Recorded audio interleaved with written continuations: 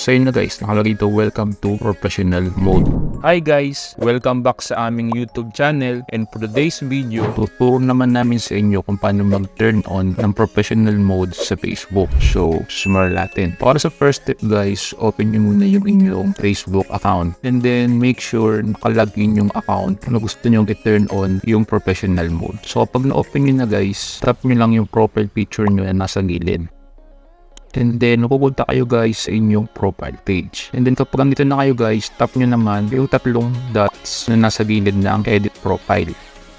And then, pupunta kayo guys sa profile settings. Then, kapag nandito na kayo guys, makikita nyo na yung turn on professional mode. Ito guys, na nasa baba. Tap nyo lang yun guys. And then after nyo matap guys, lalabas yung about sa professional mode. Makita nyo guys dito yung mga benefits kapag naka-turn on yung professional mode. So guys, para ma-turn on, tap nyo na yung turn on.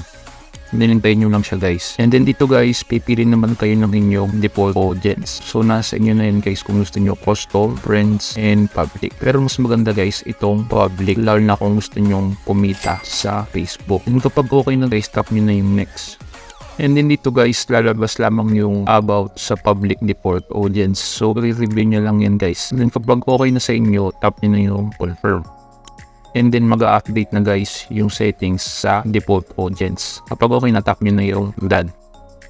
And then yun na guys, naka-turn on na yung ating professional mode. So dito tayo ngayon sa ating professional dashboard. Scroll nyo lang guys. Then balik tayo sa ating profile. So yun na guys, nakalagay ito, welcome to professional mode. So yun guys, yung mga friends nyo nga pala, convert sila into followers. So kita nyo nito guys, 92 followers kasi 92 yung friends. So yun lang guys for today's video. Sana may natutunan tayo sa tutorial na ito. At kung nagustuhan nyo yung video na ito, huwag nyo kalimutang i-like, comment, and subscribe para update kayo sa mga bago naming ilalabas ng mga video. Salamat guys sa panonood. Ingat kayo.